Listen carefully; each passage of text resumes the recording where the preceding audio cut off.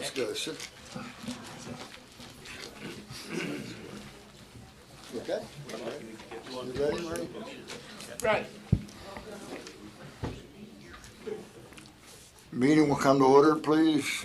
The notice requirements of the Open Public Meeting Act for this meeting have been satisfied. Would you please take a second, turn off electronic equipment, and we'll stand for the Pledge of Allegiance. Attention, salute. I pledge allegiance to the flag of the United States of America and to the republic for which it stands, one nation, under God, indivisible, with liberty and justice for all.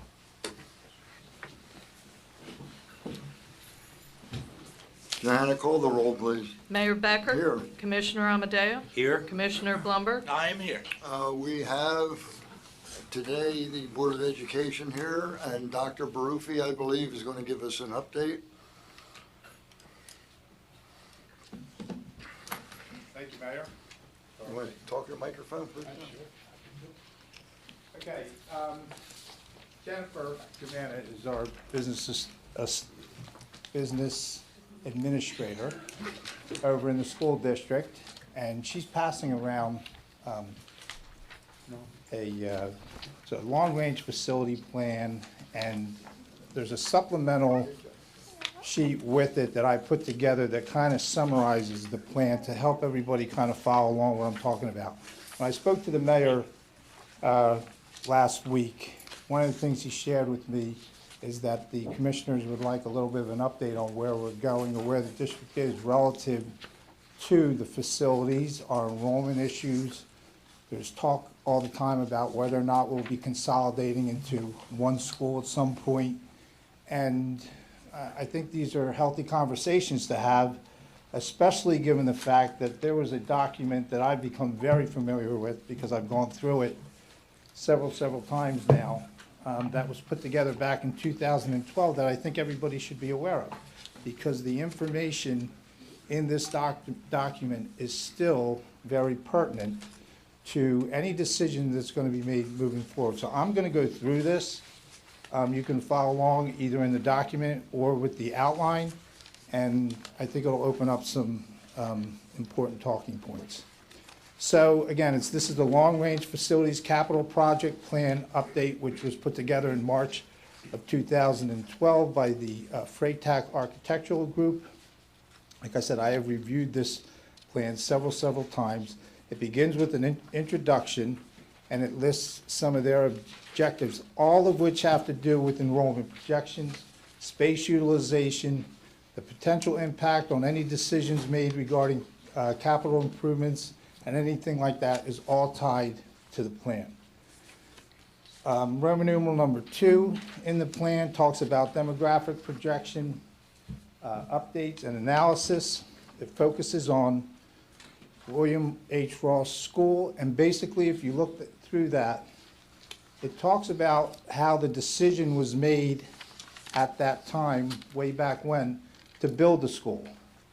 They looked at anticipated enrollment growth, and they looked at demographic trends, which at the time included the housing boom between 1998 and 2005, and the decision was made to build that school.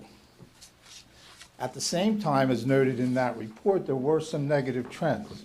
It included the rise in housing prices, and they referred to an apartment complex which was converted to condominiums. I'm not sure what that was. I don't know if you guys know what they're talking about there, but it's, at some point, I guess, that existed.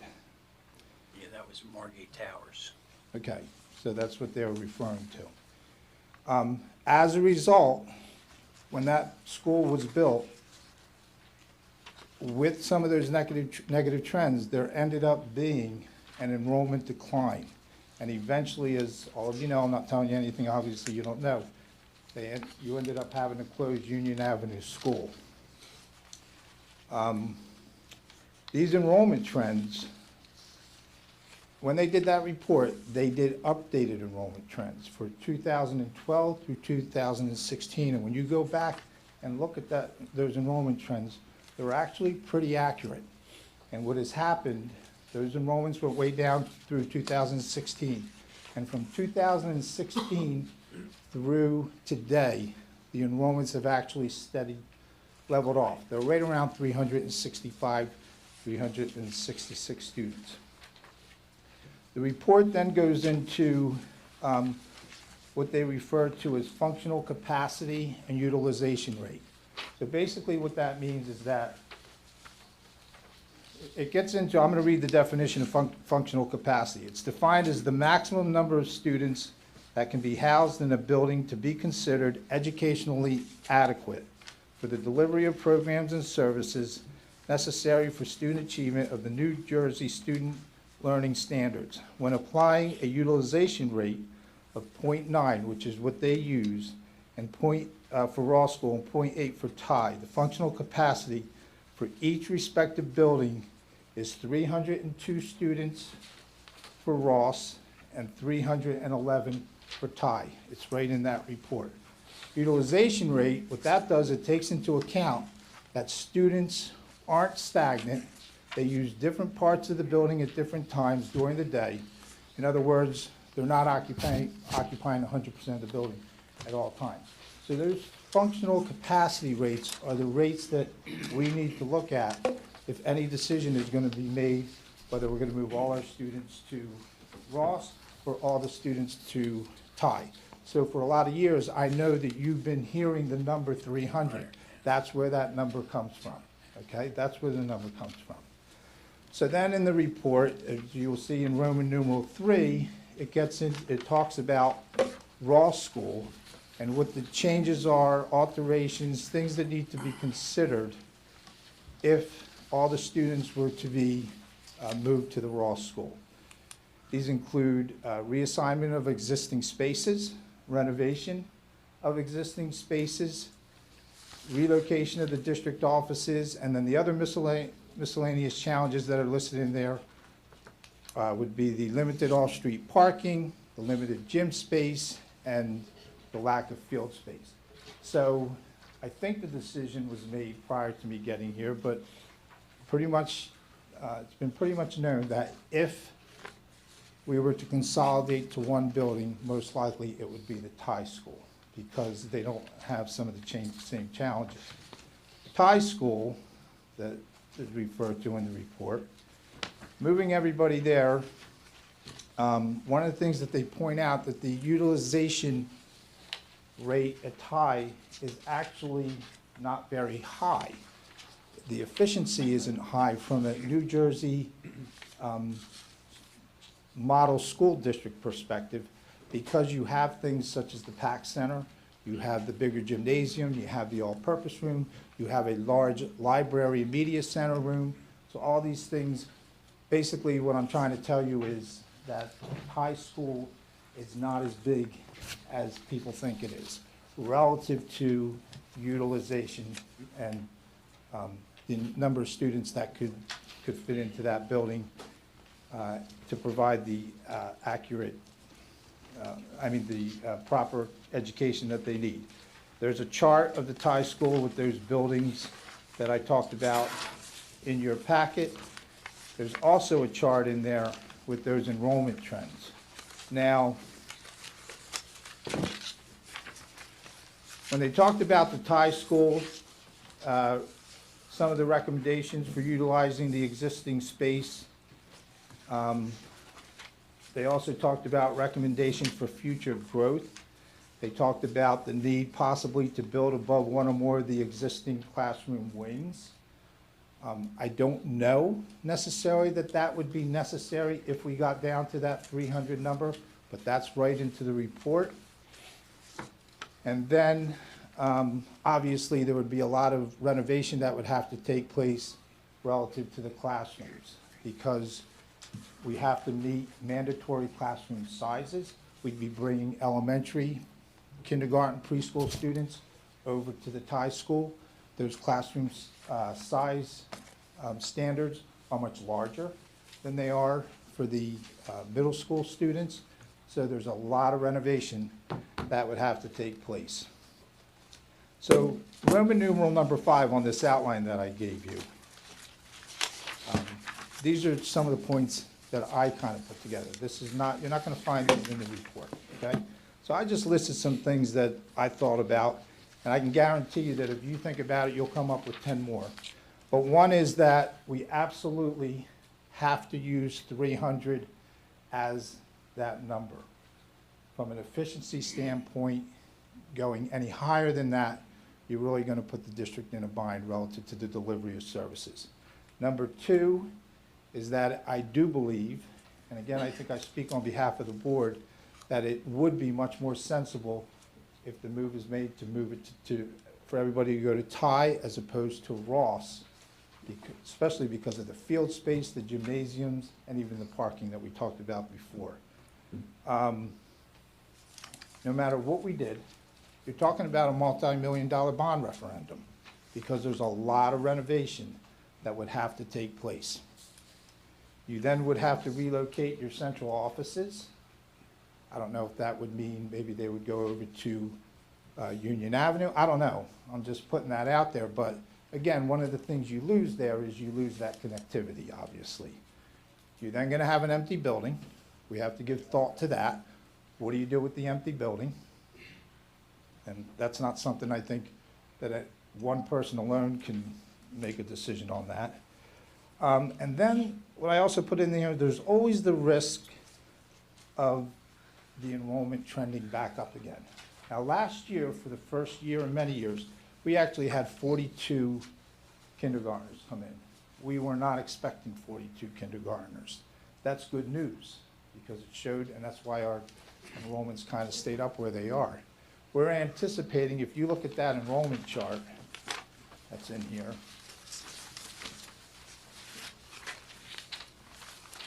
for at the bottom where it says 2020, based on birth rates, we're anticipating maybe close to another 40 students next year in kindergarten.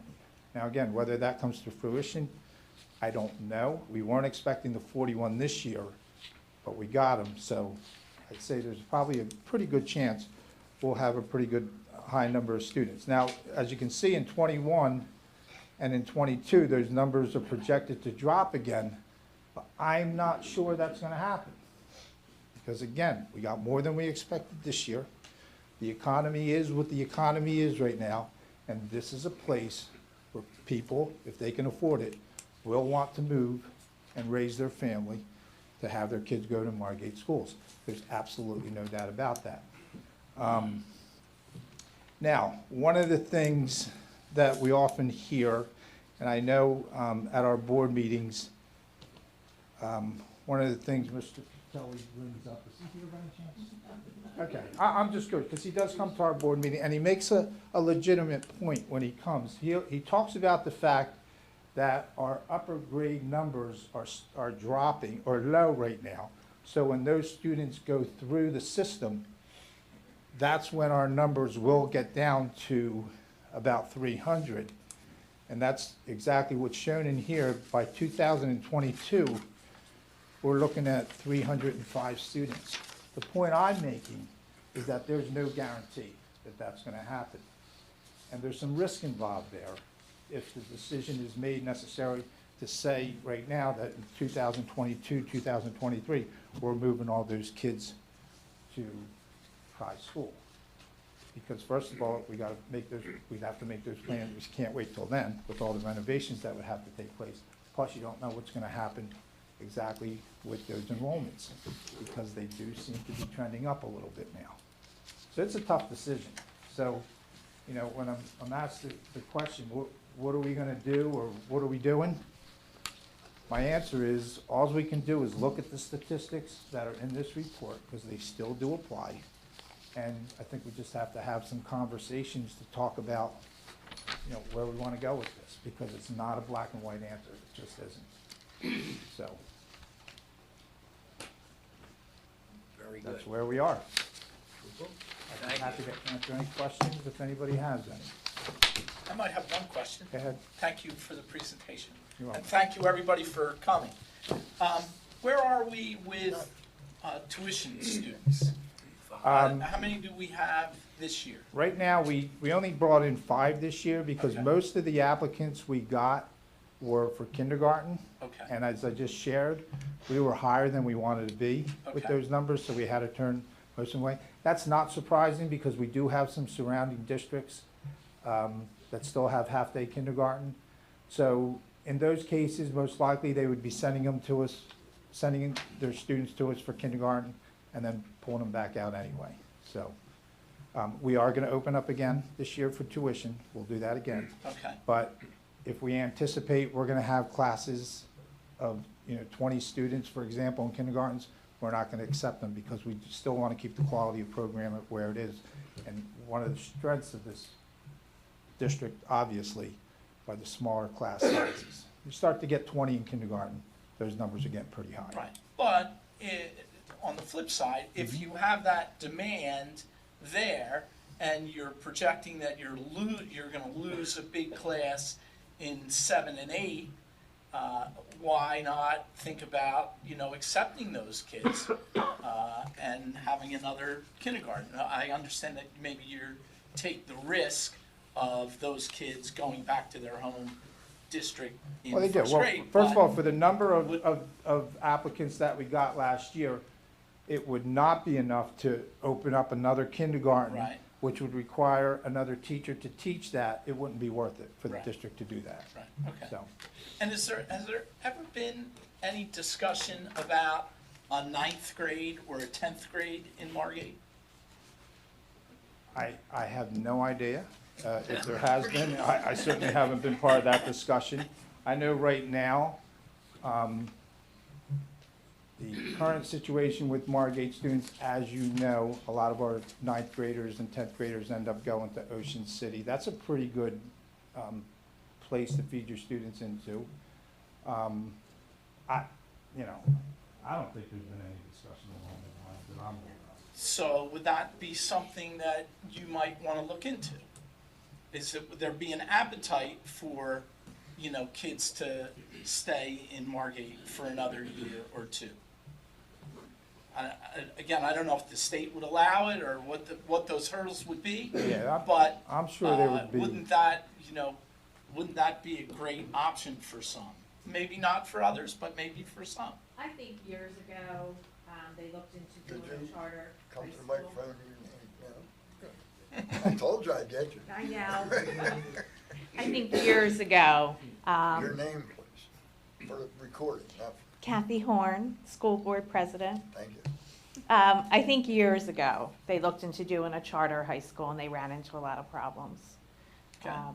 So, again, and I'm aware of that, I just think that it might be food for thought, that it might be something that we could look into and or explore, that we could talk to the state superintendent, and if there was an appetite for it, maybe it was something that we could look into that would help solve maybe some of the problems that we had. Absolutely, Dr. Barufi? Yeah, the only thing I would tell you, Maury, is that it's the first time that's ever even come up, so I don't want to stand up here and pretend I know what those obstacles would be, right.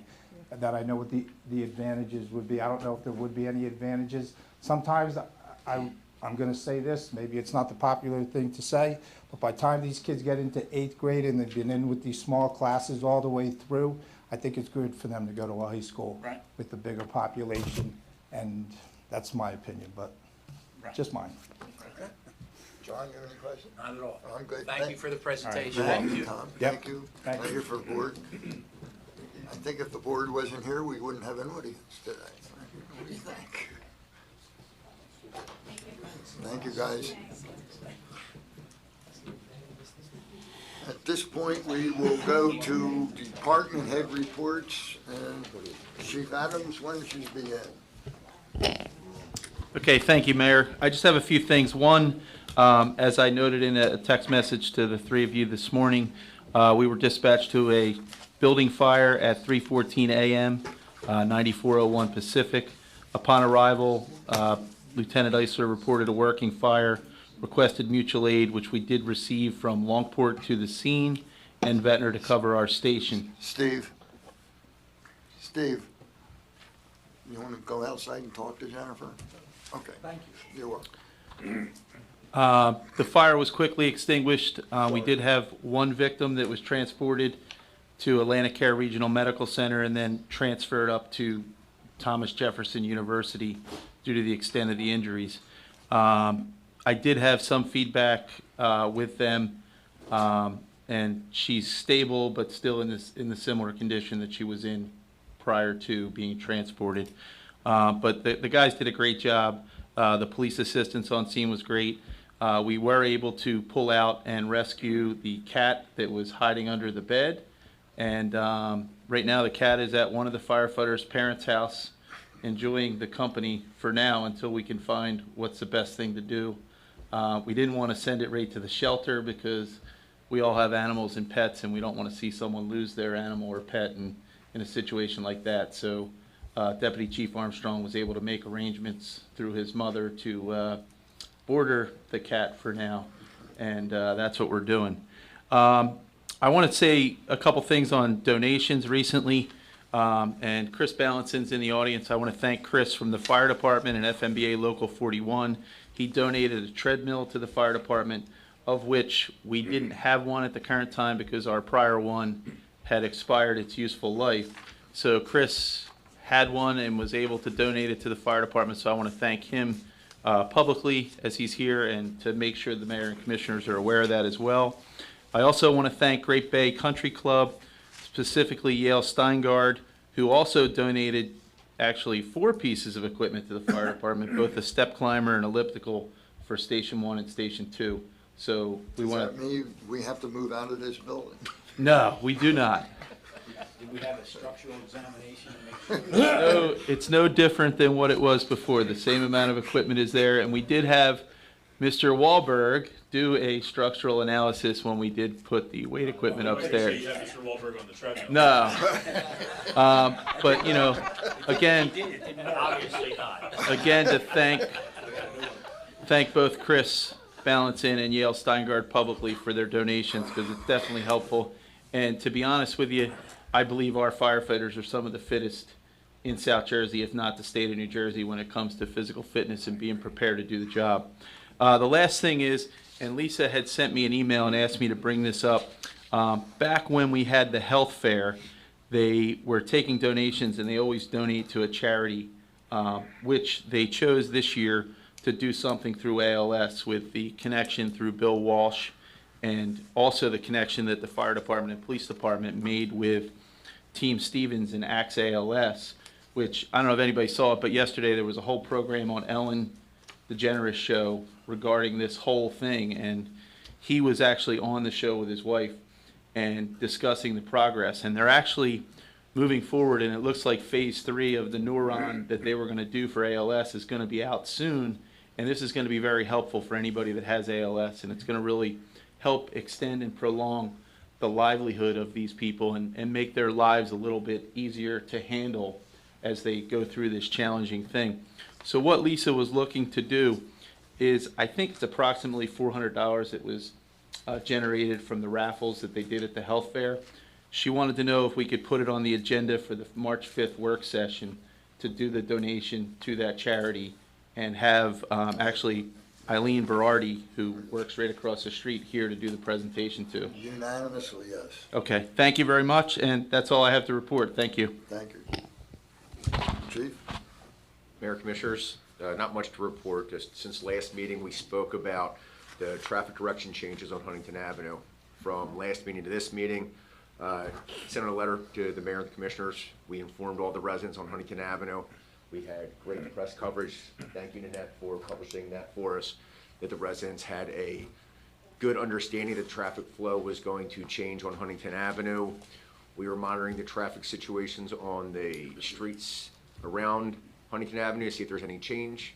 Like I said, so far so good with the traffic change. Also Edgemar Circle, that we installed signs that it's going to be one-way going eastbound now to take away some of that traffic concerns that we spoke at last meeting. At Granville Avenue, with the other stop sign that we had spoken with Remington Vernick about, we painted stop ahead in the street at Granville Avenue just to let drivers know that there is that stop sign there that's near the traffic pole there, near the telephone pole there. And as soon as we get the illuminated stop signs by summer, when the summer residents come down for the summer, I think we have a good handle on things with the new traffic pattern. That's it. Thank you, Chief. Andrew? All right, we're wrapping up our basketball season. Beach badge info is gonna go out with the water and sewer bills. We put that in today, and right now, we're in the middle of our 3rd and 4th grade basketball tournament. Police and fire are helping us out with that by being there on site when they're available. And finally, we had some work done over at the tie field. I think Frank mentioned that last meeting, but we wrapped that up. Public Works did a great job out there, kind of leveling off and seeding a lot of the areas to get ready for the spring lacrosse season. That's it. Thank you. Tom? For those of you who don't know or have missed the last meeting, this is Tom Chigarone, who is filling in for Rich Deeney while Rich is on hiatus. Tom? No, that's all I was going to say.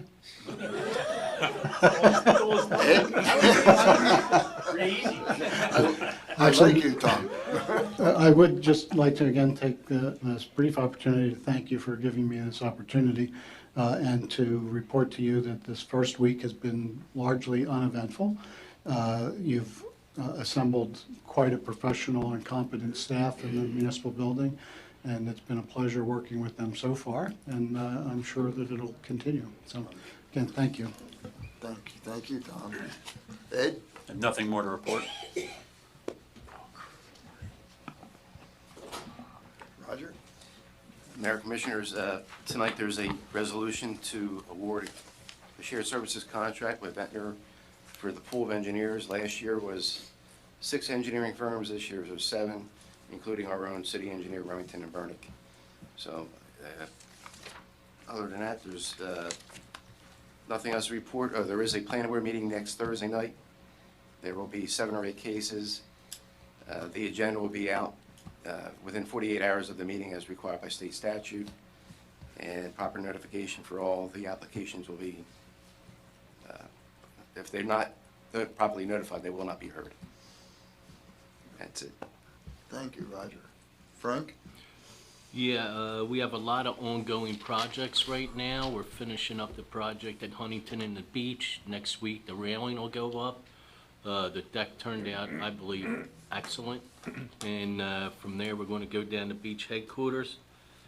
The past 2 days, we experienced some rusty water at the other end of town. We couldn't figure out why the water turned that way. Then we finally figured it out that out by the Shalom House, there's a fire hydrant that's connected to our water main, and our neighboring community opened it up a couple times, which disrupted everything. So if people should ask why was the water that way, the water main was disturbed. It's the best answer. That's all I have. Would you do me a favor and tell that to my wife, please? Yes, I will. Here he comes at this, it's just, there's rusty water. In your house, couldn't it, that far? Yeah. That's all I have. Thank you, Frank. Sure. Scott?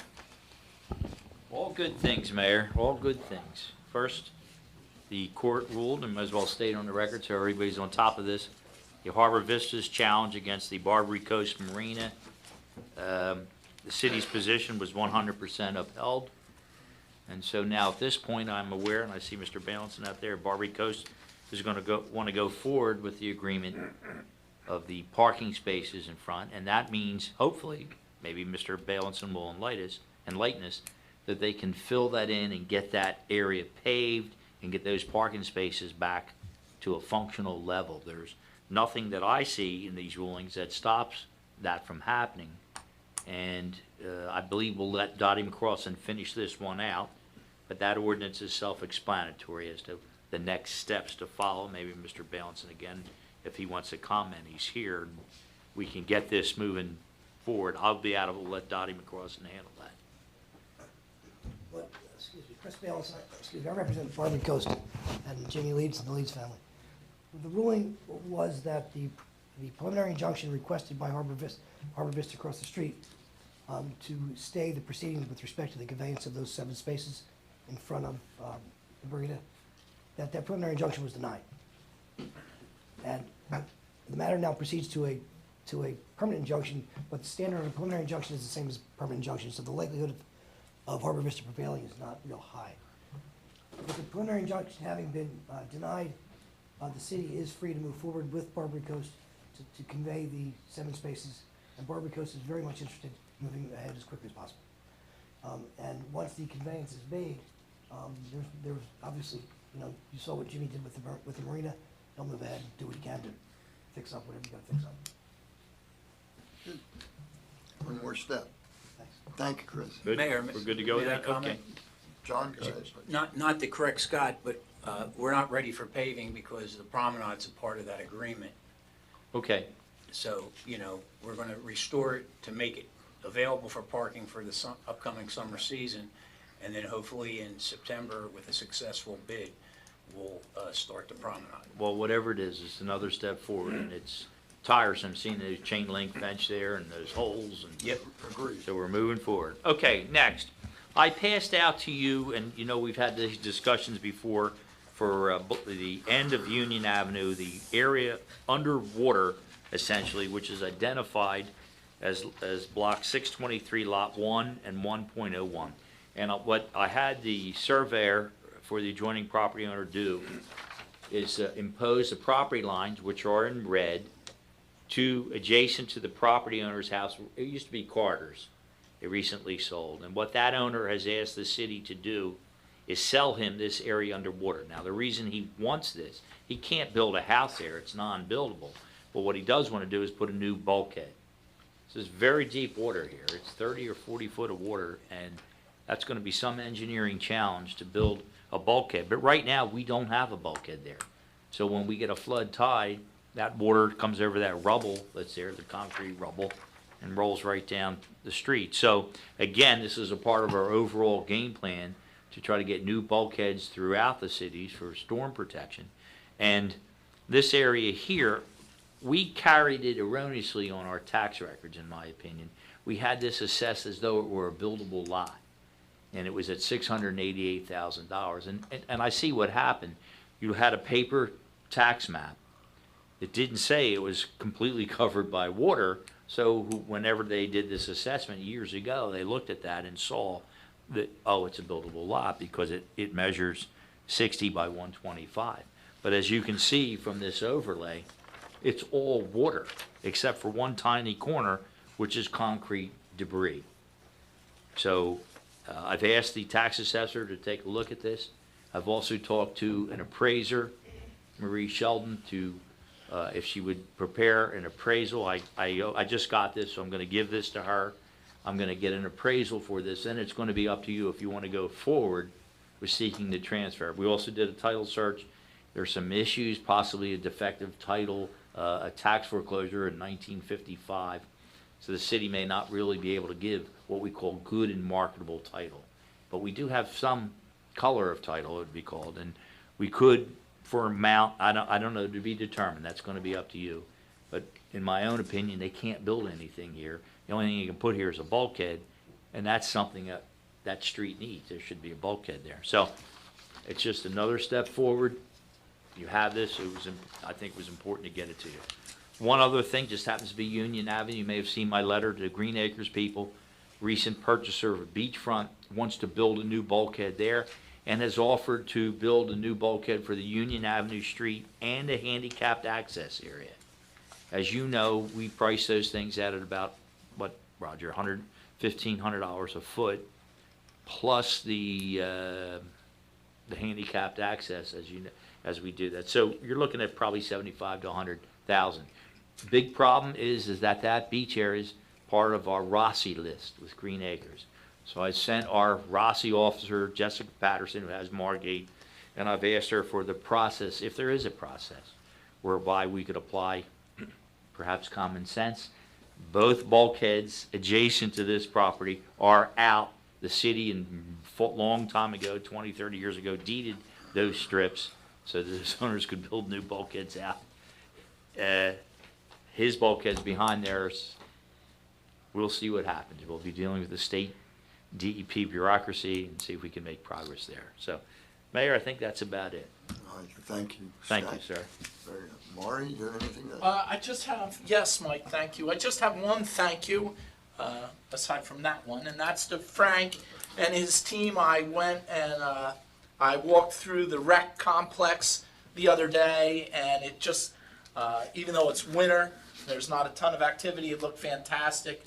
We got the stumps all grinded out, and I think they're getting ready to do some more planning there. So just fantastic crew that keeps the city beautiful. So thank you very much for that. That's all I have. Thank you. John? Ditto to Maury, that's it. Thank you, Frank. Frank, I thank you every meeting. I thank you again. You make my life easy if I've never told you that. Okay, at this point, we will open public comment. 3 minutes on any of the items that were discussed here at the workshop today. Is there any public comment? Here comes Sol. You think? He's got a new haircut.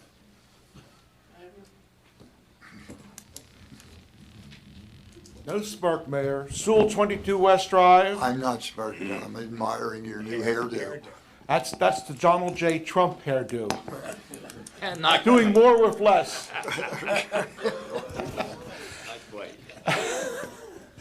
I don't want to assume anything, Mayor, but the comments of the superintendent are within the parameters of the questioning or the commenting.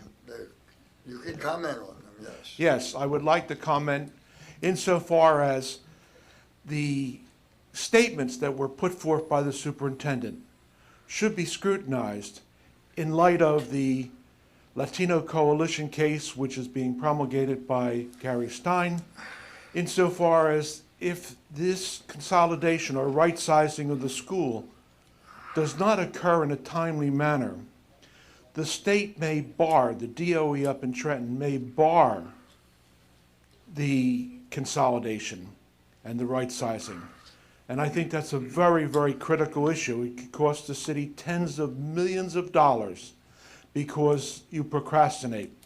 Might I remind this commission that if you look at the raw stats, the architectural stats that were put forth, that stipulated a capacity of 300.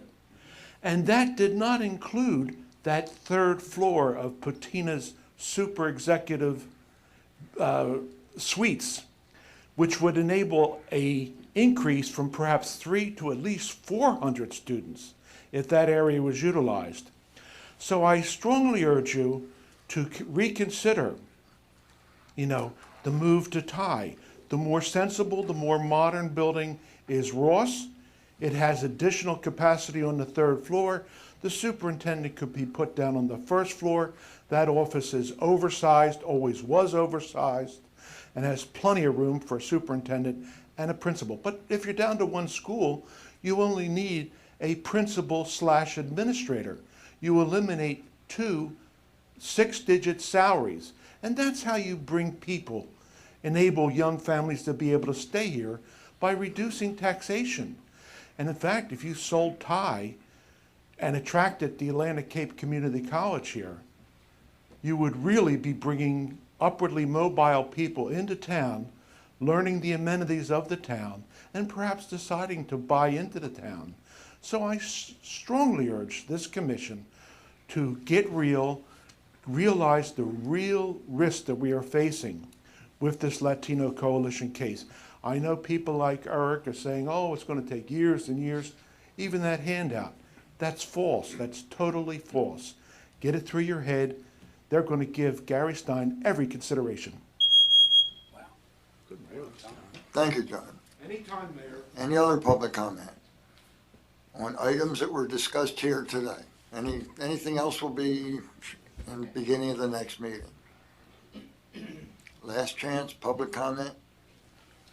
Is there a motion to close public? So moved. Second. Johanna? Mayor Becker? Yes. Commissioner Amadeo? Yes. Commissioner Blumberg? Yes. Is there a motion to adjourn this meeting? So moved. Second. Mayor Becker? Yes. Commissioner Amadeo? Yes. Commissioner Blumberg? Yes. We will take a 5-minute break and we will begin our regular commission meeting. That's shrunk.